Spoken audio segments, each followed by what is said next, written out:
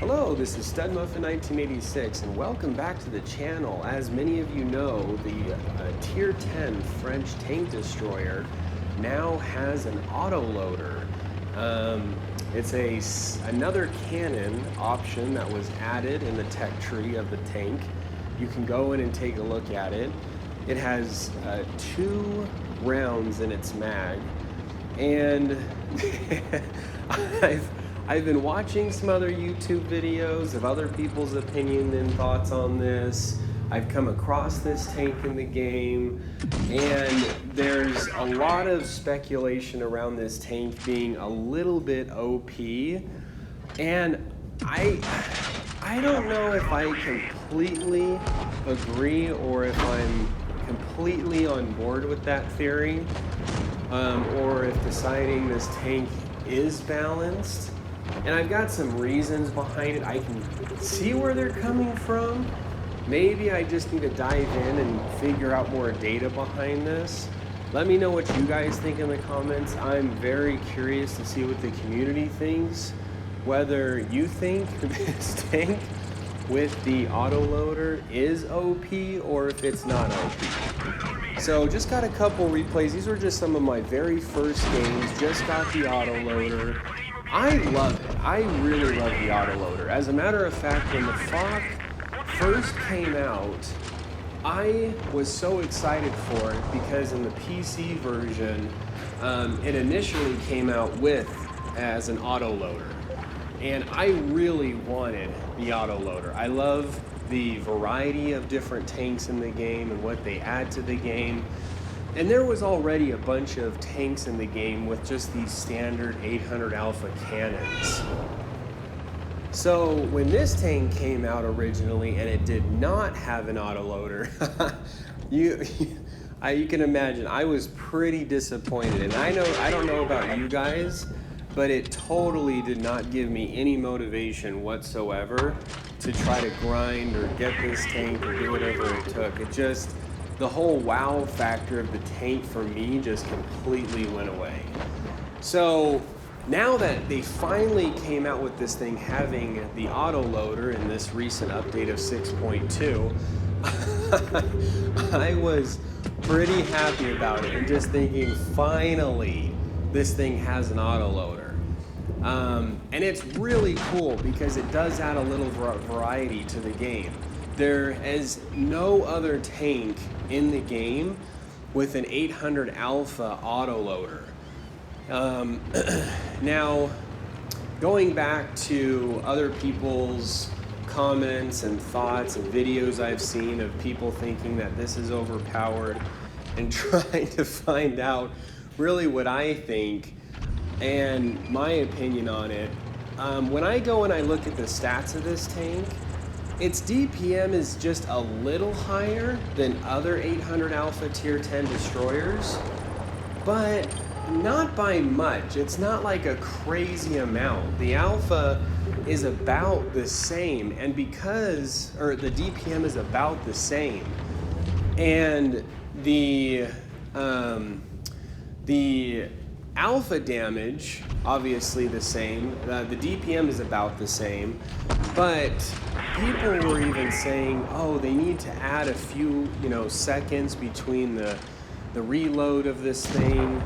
The thing about it, and I haven't really sat down and done all the calculations and really tested to see how this thing works out through the DPM process, but because this thing has such a high alpha, it's not going to take much for you to add more time to this tank and have the DPM drop significantly because of that, if that makes sense. So high alpha, you increase the reload by however many seconds people think it should be, and that does put this thing's DPM at risk of being dramatically lower, whereas a tank that has a very low alpha and a very high DPM, or just what I meant to say is a very low alpha, and you change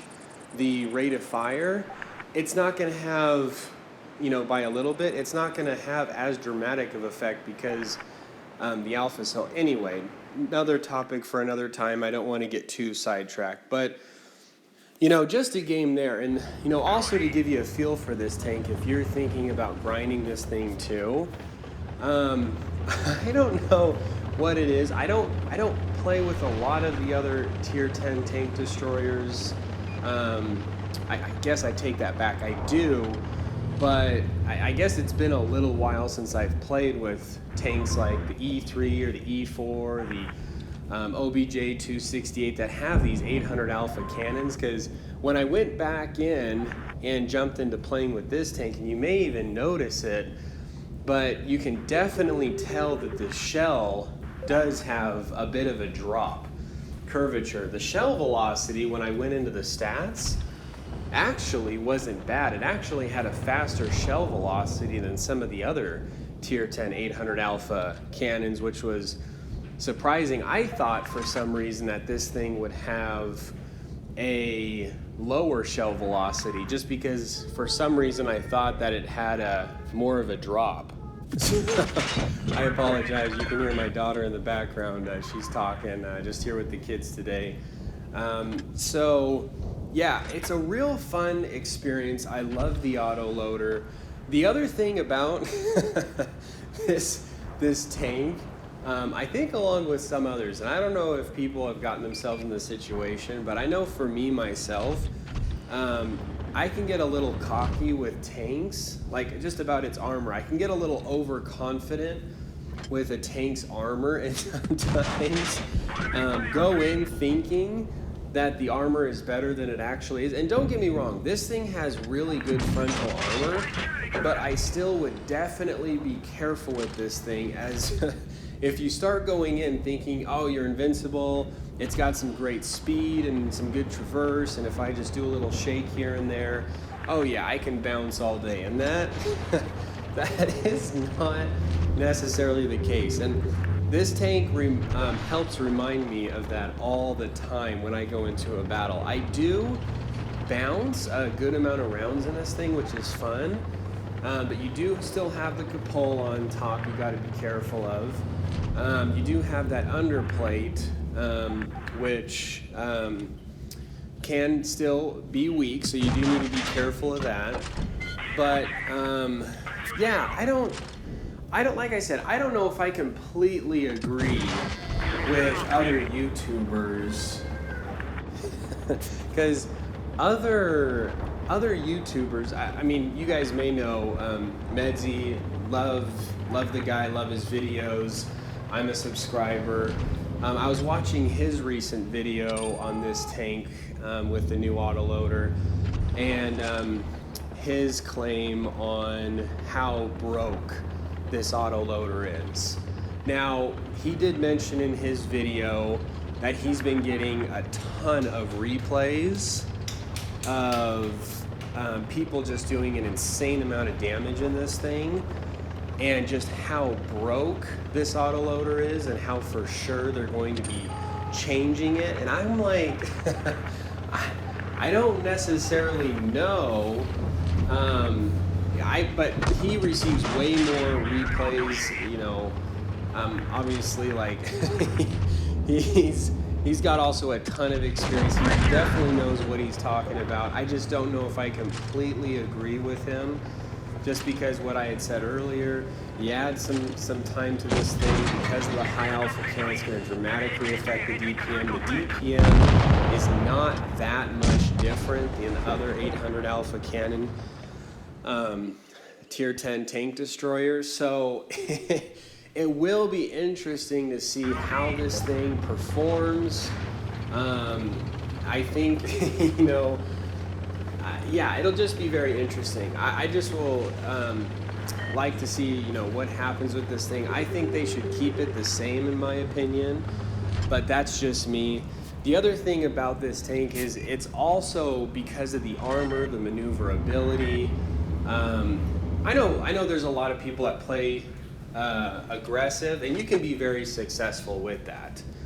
I'm not saying you shouldn't, because you can do a really good job with this tank, but it's also important to remember that you are a tank destroyer, and the purpose of your tank is to make sure you're supporting your teammates. So I'm here in a position, I'm trying to protect and provide cover for this OBJ 140 to prevent some of these enemy tanks from just pushing through here and just annihilating him. So, you know, making sure that you're still doing your job. If you try to come up, you know, up a little over hills and approach enemies, yeah, you can still do a good job. I mean, this thing has a good amount of maneuverability. If you use that, shake around a bit, it can be a little hard to hit that cupola, but like, you know, just because you have those weak points, you can be putting yourself in a bit of danger as that viewport on top can get hit. So yeah, you know, be a support. You know, like, try to give cover to your teammates, go where you need to go across the map. But yeah, I mean, I'm really having a lot of fun with this tank. I love the maneuverability. You can really get to where you need to on the map. The autoloader, in my opinion, is a lot of fun. I personally, as far as my experience, you can get yourself in trouble with this armor. The thing is that if you do look at this thing under the armor inspector, a lot of tanks that have heat rounds, especially tier 10 tank destroyers and even heavy tanks with heat rounds, can still pen the upper glacier of this thing's frontal armor. And so you can't completely think you're invincible.